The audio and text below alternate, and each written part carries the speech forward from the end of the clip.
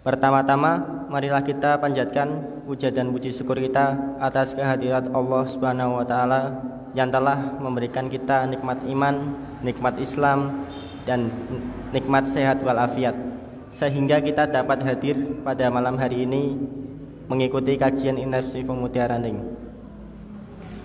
Yang kedua kalinya, salawat serta salam tak lupa kita curahkan kepada junjungan kita Nabi Muhammad Sallallahu Alaihi Wasallam, kepada keluarganya, para sahabatnya, dan pengikutnya, dan kepada kita sekalian. Marilah kita buka kajian pada malam hari ini dengan membaca basmalah bersama-sama. Bismillahirrahmanirrahim. Selanjutnya adalah pembacaan ayat suci Al-Quran yang akan dibacakan oleh Hipmawan Mirza Zidan. Kepadanya dipersilahkan.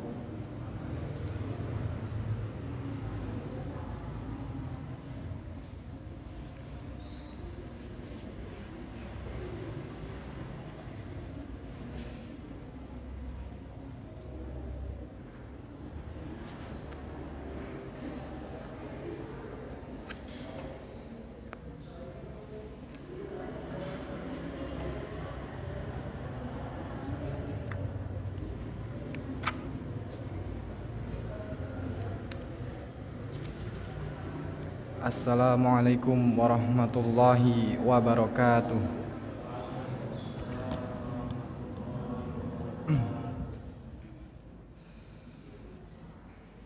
A'udzu billahi minasy syaithanir rajim.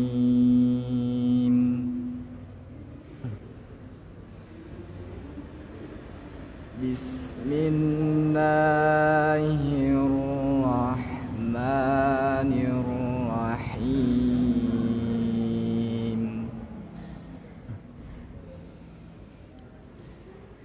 Alam tara ilal ladzina baddalu ni'matallah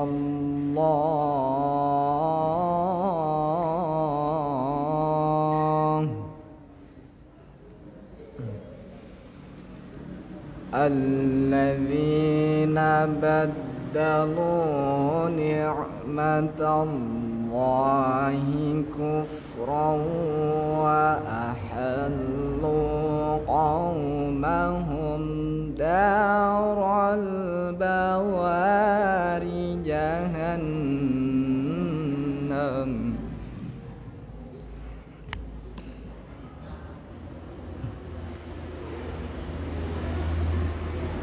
yaslawnaha wa bi'sal qarar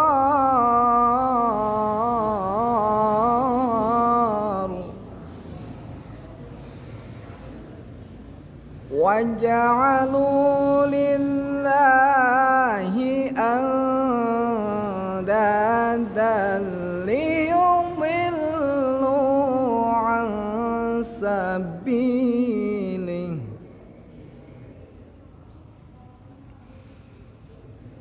qul tamatta'u fa inna masirakum ilan nar.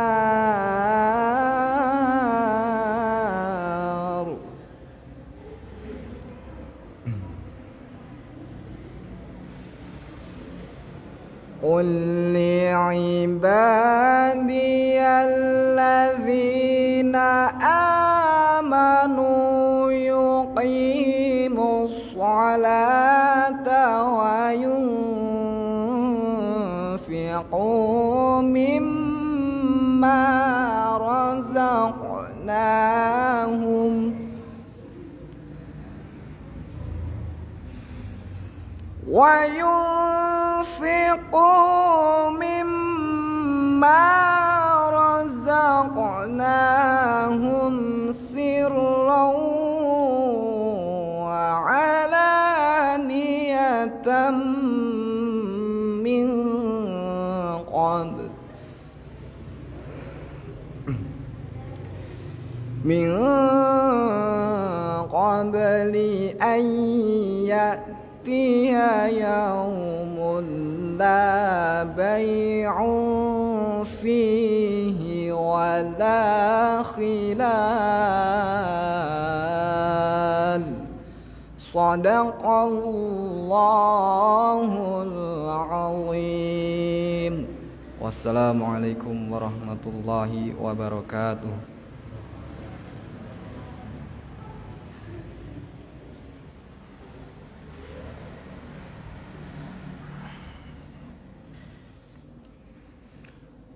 Terima kasih kepada Imam Mirza Msidian yang telah membacakan ayat suci Al-Quran.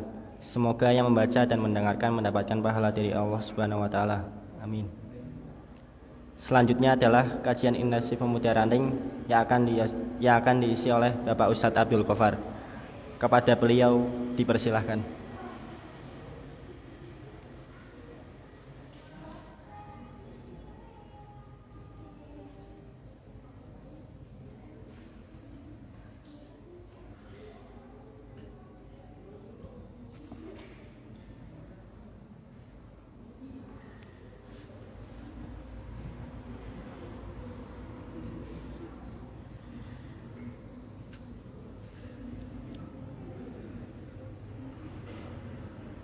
Assalamualaikum warahmatullahi wabarakatuh.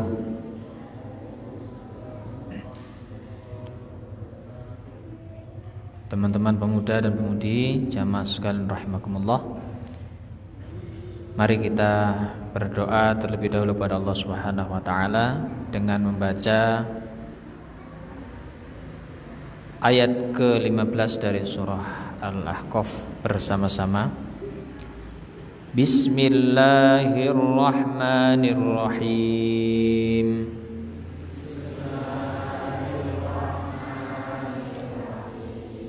Rabbi auzi'ni an ashkura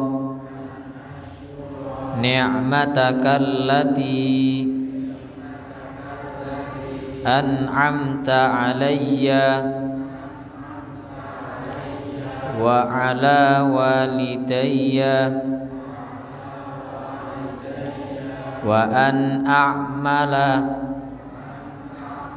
salihan tardahu wa aslih li fi dhurriyyati inni tubtu ilaika wa inni minal muslimin.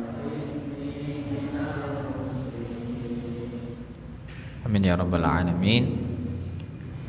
Alhamdulillah teman-teman sekalian, kembali bersyukur kepada Allah Subhanahu wa Ta'ala atas segala limpahan rahmat dan karunia-Nya, sehingga pada kesempatan malam hari ini kita kembali mampu melanjutkan kajian kita masih seputar pembahasan sholat ya.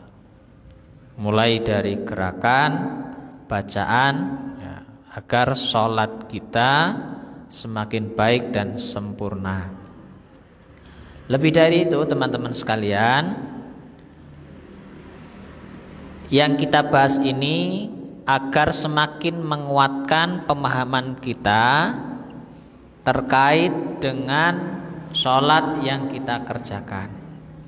Sebab perkara sholat ini, sebagaimana sering saya sampaikan, adalah suatu ibadah yang sangat penting, yang proses pembelajarannya adalah seumur hidup. Karena sholat ini adalah amalan ibadah yang patut kita kerjakan sepanjang kita hidup di dunia ini. Sehingga semakin baik sholat seseorang akan berdampak secara langsung dengan semakin baik kehidupannya di dunia. Teman-teman sekalian yang dirahmati Allah Subhanahu wa Ta'ala, Saking pentingnya sholat ini, maka tidak bisa kita tinggalkan sama sekali.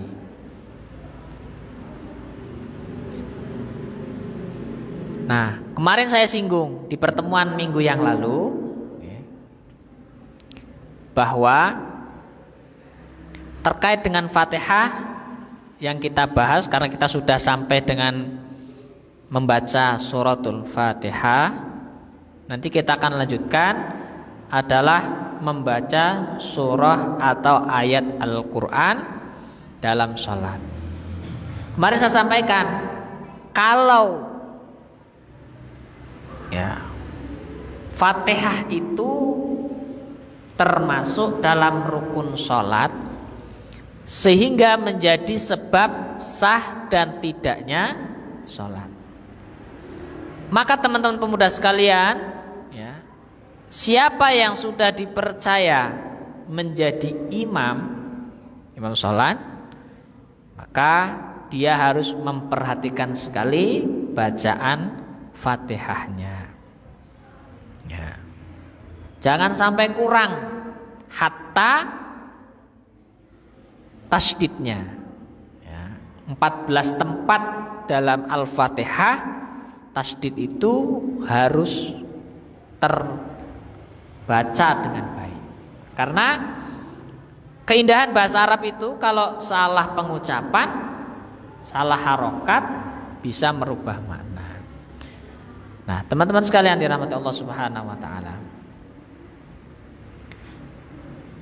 Sebagai penambah semangat sebelum kita mulai kajiannya, kenapa sholat ini terus kita pelajari sepanjang hidup kita? Terlebih lagi dengan sholat wajib. Selain pahalanya yang besar dan tidak bisa digantikan oleh orang lain,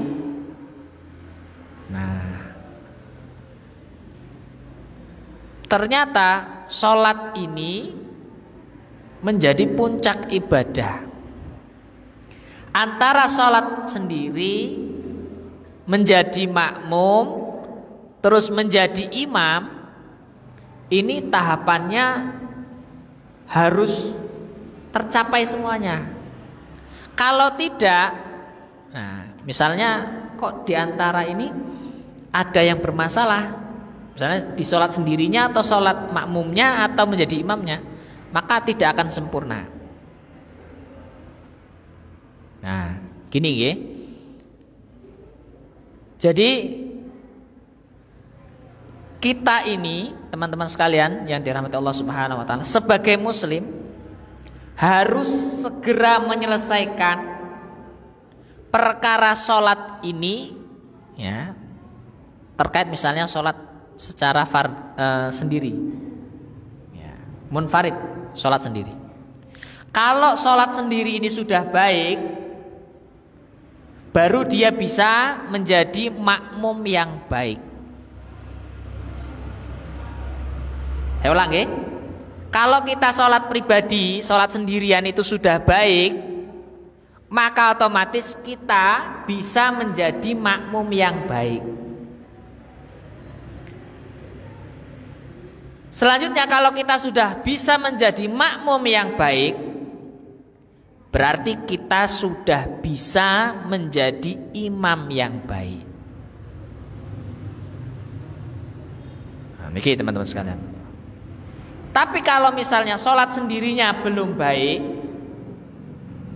itu pasti menjadi makmum pun dia tidak bisa menjadi makmum yang baik. Kalau jadi makmum tidak baik, kok ditunjuk menjadi imam, pasti menjadi imam pun tidak baik. Ini tanda petik ya, tidak baiknya tanda petik. Jadi begini teman-teman sekalian, sholat sendiri ini misalnya, kalau dia sudah baik, secara bacaan baik, gerakannya baik, rukun-rukunnya terpenuhi, syarat-syaratnya dipenuhi, nah berarti dia sudah baik. Misalnya, kita waktu kecil dari umur 7 tahun kalau kita melihat hadis Nabi sudah disuruh sholat. Umur 10 tahun mulai boleh dipukul, ya, dididik dengan keras agar menjalankan sholat. Umur 10 tahun kok sudah menjalankan sholat 5 waktu. Ya, saya bahas yang sendiri dulu, Tidak selalu berjamaah, tapi sholatnya dino sewengi kuwi wis ping 5 genep. Nah, saya nggak mau nanya satu-satu ya. Tak takoni, sampean mulai pepek 5 waktu ki umur pirang tahun? Baru-baru ini. Nah, misalnya, kalau saya mulai tertib sholat itu kelas 1 sanawiyah, tertib sholat 5 waktu. Jadi unik kalau saya itu dulu, ya, karena orang tua saya sibuk dua-duanya, ya. Kalau ada orang tua saya dimarahin pasti harus sholat, walaupun nggak berjamaah tapi harus sholat. Karena bocah yang umpet-umpetan. Saya kadang takjub, ya, kalau di sini pendidikan Muhammadiyah di SD, bahkan anak-anak SD sudah kenal dengan duha, ya, dikenalkan dengan tahajud. Apalagi teman-teman pemuda punya gerakan, ya, luar biasa, masya Allah. Yang hadir di sini sudah rajin berjamaah, luar biasa. Saya tertib karena saya kelas 1 sanawiyah sudah di pesantren. Setelah di pesantren itu kemudian sholat saya secara pribadi tidak pernah ditinggalkan. Walau mungkin misal tidak selalu berjamaah, ada kalanya sendiri. Saya kemarin sampaikan, ya, maksudnya tertib seperti itu. Pokoknya 5 waktu itu tidak tinggal, ya, orang ketang subuh cok kawanan tapi tetap sholat. Nah, ini maksudnya beres dulu secara sendiri. Dia punya tanggung jawab secara personal dalam hatinya, dalam dirinya, bahwa saya muslim, saya tidak akan meninggalkan sholat. Ini beres dulu secara pribadi, personalnya, ya. Wis meriang, nek mbiyen misalnya masih kecil meriang, yo karo wong tuane, oh sekarang isih meriang, ora sembayang rak kaiki. Nah, tapi ketika sudah dia punya tanggung jawab yang sempurna, bejane meriang, dia tetap sholat. Nah, kadang kan wonten nggih, nek lagi sehat ya mangkat sholat, begitu ada halangan sedikit ora sholat.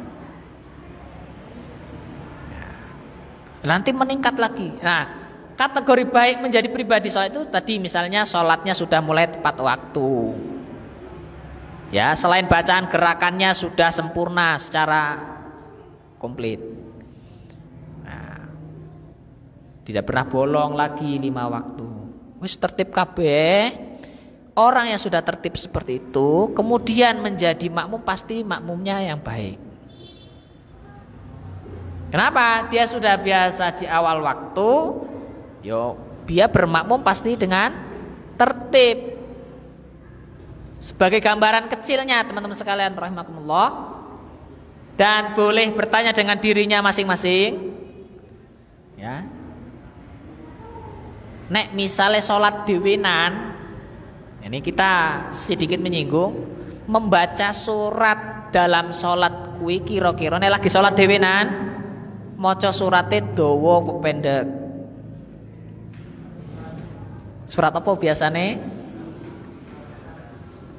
Sing paling apal kulhu. Nggih.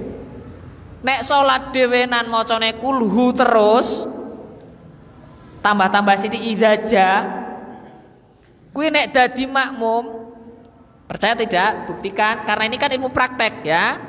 Begitu jadi makmum, ketemu imam macane an-naba, gemlasah. Mesti kuwi. Nek salat dewenan kok begitu takbir Allah Akbar. Amin. Waladhdallin amin. Wal asri Allah Akbar. Buru-buru salatnya, macane pendek-pendek, begitu jadi makmum ketemu imam yang bacanya agak panjang sedikit, mesti nggak tenang. Ngesuk-ngesuk aku pindah musola. Nah, aku meneh salate tarawih ya, sing rakaate wakeh tambah malih. Nah, itu ya. Jadi ini berkaitan teman-teman sekalian. Tapi nek salat sendiri sudah tenang, Allahu Akbar, biasa membaca minimal wadduha ya. Kemudian sabihis kadang-kadang. Ya, ora kudu terus ya, kadang-kadang. Misalnya lagi nggak buru-buru, dia santai, ya pakai baca surat yang agak panjang. Kalau lagi buru-buru baru pakai surat pendek. Beres secara pribadi. Maka ketika jadi makmum, ya, ketemu yang bacaan panjang ya biasa, bacaan pendek ya biasa. Tetap dia akan hadir di masjid. Dan sebisa mungkin dia yang menunggu imamnya. Nah, ini imam yang misalnya makmum yang baik seperti itu. Datang lebih awal sebelum imamnya. Kalau sudah dia makmumnya tertib, menjadi makmum kok tertib, rajin di shaf awal, kemudian dipercaya menjadi imam, ya wis otomatis. Insya Allah jadi imam pun imam yang baik. Dekne wis biasa jadi makmum yang baik, ditunjuk jadi imam ya imam yang baik. Artinya imam baik kan dia harus memperhatikan makmum. Salah satunya indikator imam yang baik bisa memperhatikan makmum. Karena dia pernah menjadi makmum yang baik, ditunjuk menjadi imam, ya dia akan menjadi imam yang baik. Ngerti kondisinya jamaah. Ya. Yo ngerti oh ki makmum daerah kene ki, masjid kene ki yo senenge surat-surat pendek, dia ambil surat-surat pendek. Oh, masyarakat di sini, jamaah di sini itu senang dengan bacaan ayat-ayat yang panjang, ya dia membaca ayat-ayat yang panjang. Karena pengalaman saya pribadi, saya pernah ceritakan di sini. Ngimami tarawih di At-Taqwa juga seperti itu. Saya pernah sempat sekali dipercaya, bar kuwi wis ora maneh. Nah, kesalahannya saya pernah ngimami sholat Isya atau tarawih itu ya. Terus ada jamaah menegur, "Afwan Ustaz, jenengan tadi sudah bagus, tapi kurang tumak ninah." Menurut jamaah ini kurang antengnya, kurang lama, kurang santai sholatnya. Coba kau nek ngimami maneh lebih santai, lebih tenang. Nah itu saya praktekkan. Saya ambil surat yang agak panjang, rukuke ya agak lama, sujudnya agak lama. Ternyata ngesuknya ora dipasang malih. Wah ini kurang belajar saya, nggih. Karena memang saya nggak jadi makmum yang baik di Taqwa. Saya kan jarang jamaah di sana. Ya, saya jarang jamaah di sana. Seperti di Masjid Baitul Huda ini saya paling seminggu sekali. Belum tentu seminggu sebulan sekali juga saya belum tentu jamaah di sini. Saya belum menjadi makmum yang baik. Kalau saya ditunjuk imam di sini, ya mungkin saya menjadi imam belum menjadi imam yang baik. Nah, karena kadang teman-teman ya jamaah sekalian yang dirahmati Allah, ada kadang imam-imam yang dipercaya kemudian tidak bisa menjadi imam yang baik. Kadang dia sibuk, ada acara dan macam-macam, karena memang belum beres menjadi makmum. Itu sebenarnya pokok. Ya. Nah, kita singgung kepada tema kita, teman-teman sekalian rahimakumullah. Itulah kenapa sholat ini kita belajar dari dulu sampai nanti kita tidak bisa lagi belajar. Karena ini adalah amalan seumur hidup, penting kita ketahui dasar-dasarnya. Sehingga ketika terjadi ikhtilaf, ya perbedaan ya, dalam hal sholat ini, ya, kita tidak lagi canggung, tidak lagi bingung, ya, tidak lagi menuduh salah, ya, mudah menyalahkan kepada orang lain. Nah, dalam buku ini putusan Majelis Tarjih dan Tajdid Pimpinan Pusat Muhammadiyah, kemarin kita sudah bahas membaca suratul Fatihah setelah membaca ta'awudz dan basmalah. Ya. Membaca ta'awudz itu ada 3, ya, semuanya dibaca dengan sirri. Nah, kemudian setelah itu baca basmalah. Basmalah itu bisa jahar, bisa sirri. Ya. Muhammadiyah boleh mengamalkan keduanya. Nah, tinggal disesuaikan dengan makmum atau jamaah atau masjid dan musola yang sudah lumrah di sana seperti apa. Ya, ini kemudian misalnya diminta Mas Huda mau ngimami, tapi nang kene biasane orang nganggo bismillah misalnya. Oke, bismillahnya sirri Fatihah. Mas Hasbi misalnya ditunjuk jadi imam di Istiqlal misalnya, ya. Iya, misalnya, oke. Kok mboten amin ya? Orang pengen berarti. Kalau saya dulu cita-cita, nggih. Pengen jadi imam di Istiqlal memang. Cita-cita tok ya. Karena katanya kalau enggak kecapai turunnya sedikit misalnya gitu ya. Ya karena santri dulu suruh wah dikasih motivasi kan harus cita-cita tinggi. Dulu kita dinasihati seperti itu, maka harus terus. Ya. Sampai sekarang belum pernah mengambah Masjid Istiqlal, ya belum. Tapi suatu saat saya akan ke sana dan menjadi imam, ya, minimal sama istri. Ya. Nah, seperti itu, oke? Pernah imam di mana? Di Masjid Agung Semarang. Nah, walaupun makmumnya rombongan dewi, ya. Mas Hasbi lunga bareng karo bojone nang kono dadi imam, bojone dadi makmum. Ya, penting pernah imam nang kono, penting ya. Ya, entah nanti di Mekah, di Madinah juga mudah-mudahan kita bisa sampai sana. Amin ya rabbal alamin. Nah, minimal ya. Ya biasanya kan ya, kalau kita punya keinginan, hajat, ndonga, insyaallah kapan terkabulnya itu terserah Allah, penting kita sudah berdoa. Nah, setelah Fatihah, teman-teman sekalian dirahmati Allah, kemudian baca surah atau ayat Al-Qur'an. Nah, di sini disampaikan setelah membaca Fatihah dilanjutkan membaca surat atau ayat Al-Qur'an. Para sahabat telah berijma bahwa setelah membaca Al-Fatihah disunnahkan membaca ayat Al-Qur'an pada 2 rakaat pertama di semua sholat. Ini semuanya sudah sepakat, tidak ada perbedaan. Nah,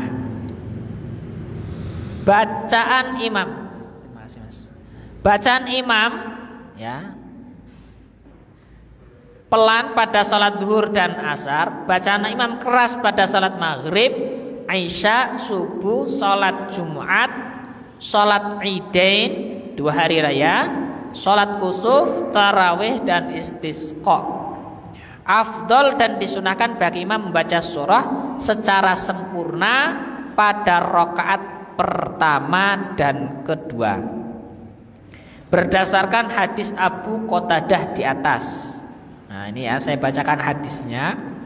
An Abdillah bin Abi Qatadah an abihi qala kana Nabi sallallahu alaihi wasallam yaqra'u fir rak'atainil ulain min salatil zuhri bi fatihatil kitab wa suratain yutawwilu fil ula wa yuqassiru fis tsaniyah wa yusmi'ul ayata ahyanan wa kana yaqra'u fil asri bi fatihatil kitab wa surataini wa kana yutawwilu fil ula wa kana yutawwilu fil rak'atil ula min salatis subhi wa yuqassiru fis tsaniyah.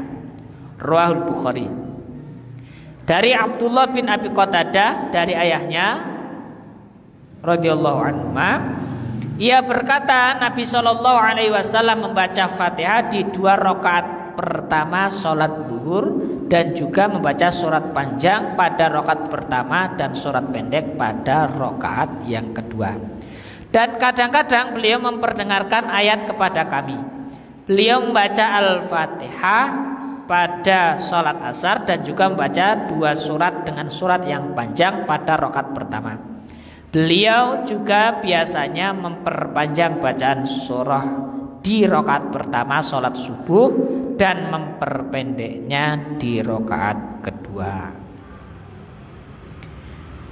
Nah, yang menjadi catatan, rakaat pertama membaca surat yang lebih awal urutannya. Rasulullah SAW bisa membaca surat-surat tertentu pada sholat tertentu. Misalnya pada sholat Jumat atau sholat Id, pada rakaat pertama Rasul sering membaca suratul A'la, dan pada rakaat kedua membaca suratul Ghasyiyah. Namun ada pula riwayat yang menyebutkan bahwa Rasul juga pernah membaca surah selain itu pada sholat Id. Nah, terkait surah dalam Al-Quran ini tidak termasuk dalam rukun ya. Tapi dibaca ya, agar pahala sholatnya sempurna. Apabila lupa sholatnya maka diadakan sujud ya. Nah, di hadis ini teman-teman sekalian, Rasulullah SAW memberikan contoh kalau membaca surat dalam sholat itu yang pertama ya, di rakaat pertama lebih panjang dibanding rakaat kedua. Oke. Misal membaca surah Al-Baqarah di rakaat pertama membaca 10 ayat, di rakaat kedua misalnya 7 ayat atau 5 ayat. Ini bisa dipahami ya? Rakaat pertama lebih panjang dibanding rakaat kedua. Nah, kemudian sebisa mungkin urutannya juga sesuai. Urutannya sesuai dalam urutan Al-Quran ya. Misal membaca suratul A'la tadi, setelah suratul A'la membaca surah Al-Ghasyiyah. Ini urut. Walaupun secara jumlah ayat Al-A'la itu lebih pendek dibanding suratul Ghasyiyah secara jumlah ayat ya. Tapi kalau jumlah dalam satu lembarnya tidak terlalu beda jauh. Urut. Berarti misalnya urut itu setelah rakaat pertama membaca surah An-Naba, berarti rakaat kedua membaca surah An-Nazi'at misalnya. Rakaat pertama membaca surah Ad-Duha, berarti rakaat kedua membaca surah Alam Nasyarah. Ini sepaket. Jadi urut. Rakaat pertama, nanti rakaat kedua. Rakaat kedua. Ini juga bisa menjadi pegangan, atau bisa juga mengambil ayat-ayat dalam Al-Quran ya. Tadi dianjurkan sempurna satu surat dibaca semua nah, tapi bisa juga mengambil potongan-potongan dari ayat-ayat Al-Quran. Misalnya kalau baca surah Al-Baqarah ya, nek diwaca kabeh awit ayat pertama tekane terakhir itu belum lumrah ya, belum lumrah di sini ya, di sini saya belum pernah mengalami itu ya. Kalau mungkin zaman Nabi mungkin ya sebagaimana dikisahkan dalam sirah, banyak diantara sahabat yang bermakmum kepada Nabi kadang sampai 2 surat sampai 3 surat Al-Baqarah, kemudian Ali Imran, sambung lagi An-Nisa sampai selesai. Bahkan sahabat Utsman bin Affan itu kalau qiyamul lail, kalau menurut ceramahnya Gus Baha itu sholat malamnya 1 rakaat witir. Bayangkan. Jadi kalau kita sholat tarawih 11 ada yang 21, wah luar biasa. Utsman itu sepanjang hidupnya kalau lebih sering kalau sholat malam 1 rakaat, tapi khatam Quran. Jadi Al-Fatihah, surah Al-Baqarah sampai Anas. 1 rakaat tapi khatam Quran, terus diulang. Jadi sekali sholat 1 rakaat tapi khatam Quran, terus kayak gitu. Ngadeke suwi. Apa nyandak Mas? Yo, kalau sudah hafal kayaknya nyampe ya. Nyatanya ya itu namanya waktu yang diberkahi mungkin ya. Kita bisa enggak? Ya bisa kalau mau latihan. Ya, teman-teman kita, saudara-saudara kita yang mungkin di pondok-pondok tahfidz, yang memiliki hafalan-hafalan yang deres setiap hari, itu nyatanya juga waktunya kan sama 24 jam dengan kita yang diberi. Tapi mereka bisa hafal lebih banyak. Nah, saya pernah dikisahkan teman saya SD dulu yang sekarang menjadi hafidz juga seperti itu. Ya, dia cara menghafalnya setiap hari harus membaca Al-Quran 16 juz sehari. Nah, saya tanya, lah Mas, sampean ngapal moco 16 juz dino ki wayahe kapan? Dia menghafal itu kan masih kelas 11 aliyah, ya, kelas 11. Pagi sampai siang sekolah. Sama dengan kita. Ya, dia bilang kalau habis subuh baca sampai nanti masuk waktu sekolah jam 7. Entah itu dapat 1 atau 2 juz. Kemudian nanti pulang sekolah habis zuhur baca lagi sampai asar. Asar setor hafalan. Nanti habis asar istirahat, mulai lagi habis isya sak rampunge. Nah, jadi habis isya baca sampai 16, genep 16 juz. Misalnya pagi sudah dapat 3, siang dapat 2, berarti 5 juz. Turai kurang 11 juz dibaca habis isya sampai selesai. Harus dia selesaikan 16 juz. Terus itu dibaca. Karena memang tirakatnya orang yang menghafal Al-Quran beda-beda. Nah, kalau kita bisa saksikan di YouTube ada Nyai Hana, ya, yang memimpin pesantren Al-Baqarah itu beliau juga dulunya banyak beberapa tirakat sampai yang terakhir beliau membaca seharinya 10 juz. Harus dia selesaikan untuk menjaga hafalannya. Saya salah satu yang saya senang dengarkan adalah Nyai Hana ini, okay? Sering saya dengar bacaan beliau, kalau simaan menyenangkan. Nah, kalau kita bacanya mung bar maghrib terus mocone sak lembar murampung bora, tapi cita-cita menghafal Al-Quran, yo mudah-mudahan ada mukjizat. Ya. Oke, nah itu seperti itu. Ya. Nah, saya kembalikan teman-teman sekalian yang dirahmati Allah, kita masih punya waktu sebentar lagi. Berapa? Ya, 4 menit sebagai penutup. Jadi tentang membaca surah dalam sholat ini, kita semua sudah tahu prakteknya. Cuman saya tegaskan berdasarkan buku ini, sebisa mungkin kalau kita ngimami sholat tadi catatannya nek bisa urut. Nah, nek bisa urut. Kalau menggunakan surat-surat pendek, ya, maka Rasulullah tadi mencontohkan, misalnya Al-A'la dengan Sabhis, dengan Al-Ghasyiyah. Atau kalau tidak urut, ya bisa itu tadi ayat rokat yang pertama panjang, rokat kedua lebih pendek. Maka Rasul kadang juga diriwayatkan di banyak hadis, kalau ngimami maghrib bacaannya yang pertama surah Al-Kafirun, yang kedua Al-Ikhlas, kan? Yang pertama agak panjang, yang kedua lebih pendek. Kisah keterusan diamalkan sampai sekarang. Di favorit. Ya. Yang imami pertama Al-Kafirun, kedua Qul huwallahu ahad. Pendek, ya, semangat iki. Nah, iki cocok hadisnya diamalkan, ya. Sing dawa-dawa pura-pura ora ngerti gitu ya. Nah, itu gitu, ya. Jadi, tapi sesekali kita boleh, teman-teman sekalian, ya. Kalau teman-teman sekalian minimal hafal juz 30. Sekali lagi ini mendekati Ramadan, ya.